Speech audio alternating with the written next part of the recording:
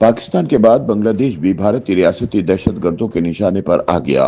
बांग्लादेशी नौजवान रहनुमा उस्मान हादी के कत्ल के बाद भारतीय फौज के साबिक मेजर ने एक और बंगाली हसनात अब्दुल्ला को जान से मारने की धमकी दे दी है।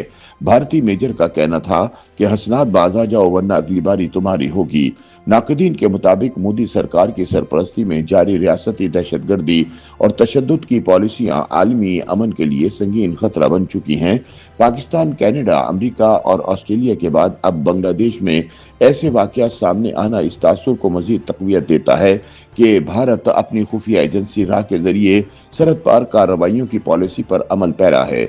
बांग्लादेशी नौजवान रहनुमा हादी उस्मान के कत्ल के बाद अब भारतीय फौज के साबिक मेजर का बंगाली नौजवान रहनुमा हसनात अब्दुल्ला को गर्दन में गोली मारने की धमकी देना इस बात का गम्माज है कि भारतीय दहशतगर्द बेलगाम हो चुके हैं। अगर इन्हें अभी से पट्टा ना डाला गया तो ये जल्द पूरी दुनिया को लपेट में ले लेंगे।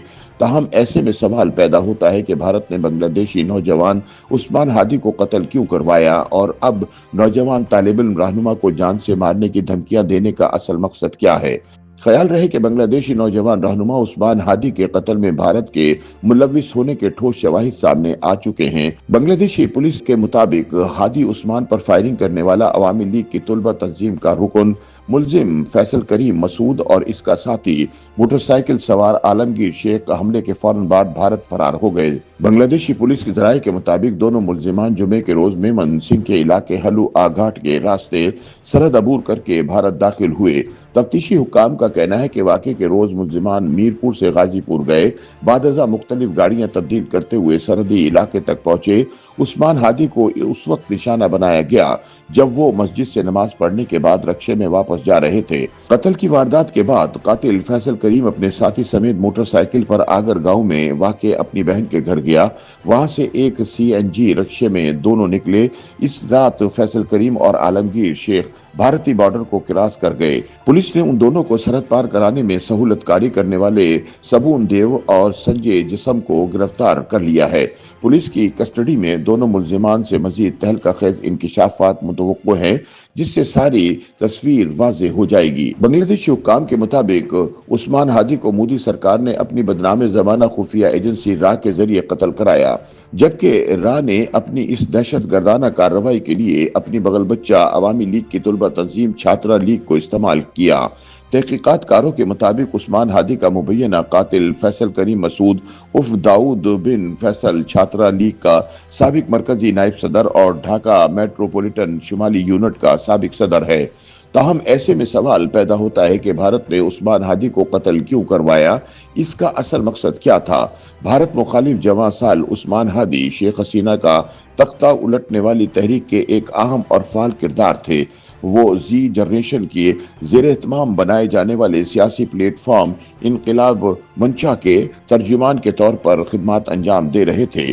बांग्लादेश में जुलाई इनकलाब के बाद वो नौजवानों की ज़ेर क़यादत तहरीकों में एक नुमाया शख्सियत के तौर पर उभरे, जिन्हें बांग्लादेश में भारतीय तसल्लुत के खिलाफ अपने फाल सियासी मौक़िफ़ और जुलाई के शोहदा के हुकूक की वकालत के लिए भी जाना जाता था।